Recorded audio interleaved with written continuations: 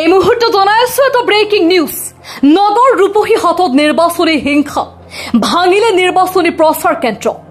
গড়েমাটি খোৱাৰ নিৰ্দলীয় প্ৰাৰ্থী আবুল সাদিৰৰ নিৰ্বাচনী কাৰ্যালয় ভাঙিলে মহচিন পাঠান নামৰ লোকজনে নিশা বৰঘাট পঞ্চায়তৰ 7 নং ৱাৰ্ডৰ নিৰ্দলীয় সদস্য পদৰ প্ৰাৰ্থী আব্দুল সাদিৰৰ প্ৰচাৰ কাৰ্যালয়ত মহচিন পাঠান নামৰ লোকজনে নিশা কাৰ্যালয়ৰ আচবাব পত্ৰ ভাঙি চিঙি চুৰমাৰ কৰাৰ লগতে অশ্লীল গালি গালাজ পৰাৰ অভিযোগ নিৰ্বাচনী প্ৰচাৰ চলাবলৈ গলে মাৰপিট কৰাৰ ভাবুকি দিয়াৰ অভিযোগ পাঠনৰ বিৰুদ্ধে প্ৰাণৰ সংকট ভুগি ন্যায় বিচাৰি ৰূপহী হাট আৰক্ষী থানাত গোচৰ ৰুজু কৰে ভুক্তভোগী আব্দুল সাদিৰে প্ৰচাৰ কৰিব গৈছিলে যোৱাৰ প্ৰচাৰ কৰি আহি ঘৰত আহিছে ঘৰ অহাৰ পিছতে যেটো নিৰ্বাচন কেন্দ্ৰ আছিলে তাত মানে যিবিলাক আব্বাৰ সমৰ্থনকাৰী আছিলে মোৰ দেউতাৰ সমৰ্থনকাৰী আছিলে সিহঁতৰ ওপৰত আক্ৰমণ কৰিছে মহচিন পাঠান বুলি লৰাবিলাক পিছত গৈছে আমাৰ ঘৰৰ সন্ততো আহি আব্বাক আহি গালি গালাজ পাৰিছে গালি গালাজ পাৰাৰ পিছত আমি মানে একো কৰা নাই আমি যেহেতু আইনৰ ব্যৱস্থা লম সেইকাৰণে মৰ্নিং আহি আমি আইনৰ ব্যৱস্থা ললো আৰু হেতুৱে মানে আইনক মই এটাই প্ৰাৰ্থনা জনাম যে যি উচিত তদন্ত কৰি কিবা এটা ব্যৱস্থা কৰে আৰু এই প্ৰাৰ্থনা জনালো আৰু কোনে কৰিছে এটো মানে মহচিন পাঠান লৰা বুলি কৰিছে ৰাজ্য মানুহে তাতে কৈছে আপোনাৰ দেউতাক এবাৰ নিৰ্বাচন কৰিছে হয় কি হতেছে সদস্য পদ কোনটো ৱাৰ্ডত বৰগাট জিপি 7 নম্বৰ ৱাৰ্ডত আপোনাৰ নিৰ্বাচনী কাৰ্যালয় ভাঙিছে নিৰ্বাচন আজবাবপত্ৰ ভাঙিছে আজৰ চেয়াৰ টেবুল আছিলে সেইবিলাক ভাঙিছে বেনাৰ পোষ্টাৰ বিলাক আছিলে কেৰাম খেলি আছিলে সেইবিলাকো মাৰধৰ কৰিছে নে মাৰধৰ বলে গৈছিলে গালি গালাজ বহুত গালি গালাজ পাইছে সেইবিলাক মানুহে দেখিছে বহুত মানুহ আছে পিছত মানুহবিলাক ওলাই আহাত সিহঁতৰ পিছত পলালে ঘটনাটো মানে কি হৈছিল আমি ৰাতি নিৰ্বাচনী প্ৰচাৰ চলাইছো নিৰ্বাচনী প্ৰচাৰ ঘৰে ঘৰে গৈ নিৰ্বাচনী প্ৰচাৰ চলাইছো পিছত আমি যেতিয়া ঘূৰি আহিলো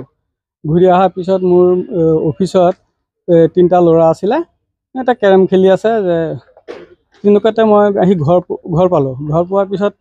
ইহঁতে কৰিলে কি এটা মহচিন বুলি এটা ল'ৰা আহি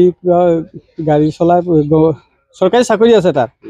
সি গৈ পেলাই মোৰ অফিচত গৈ পেলাই পুৰা ভাংচুৰ কৰিছে মানুহবিলাকক গালি হাপনি কৰিছে মাৰি পিট কৰিব আপোনাৰ নিৰ্বাচনী কাৰ্যালয় ভাঙিছে মোৰ নিৰ্বাচনী কাৰ্যালয়টো ভাঙিছে বেনাৰ পোষ্টাৰ ফালিছে এটা কেৰম বোৰ্ড খেলি আছিল যে কেৰম বোৰ্ডটো ভাঙিছে এনেকুৱা মানে বহুত হুলস্থুল যোনে তাৰ মানে মোৰ কাৰণে নিৰ্বাচনী প্ৰচাৰত যোনে ওলাব তাকে মাৰিব তাকে মাৰপিট কৰিব এইখিনি কৰি আহি আকৌ মোৰ ঘৰৰ আগফালে আহি পেলাই ৰাস্তাত ৰখি খুব গালি পাৰি আছে নিৰ্বাচনী প্ৰচাৰ কৰিবলৈ আহিলে এইটো মাৰি পেলাম আপুনি কোনটো ৱাৰ্ডৰ পৰা মই বৰঘাট জিপিৰ 7 নম্বৰ ৱাৰ্ড 7 নম্বৰ ৱাৰ্ডৰ পৰা নিৰ্দলীয় দলত মই প্ৰতিদ্বন্দ্বিতা কৰিছো সদস্য পদৰ আপোনাৰ যে নিৰ্বাচনী কাৰ্যালয় যে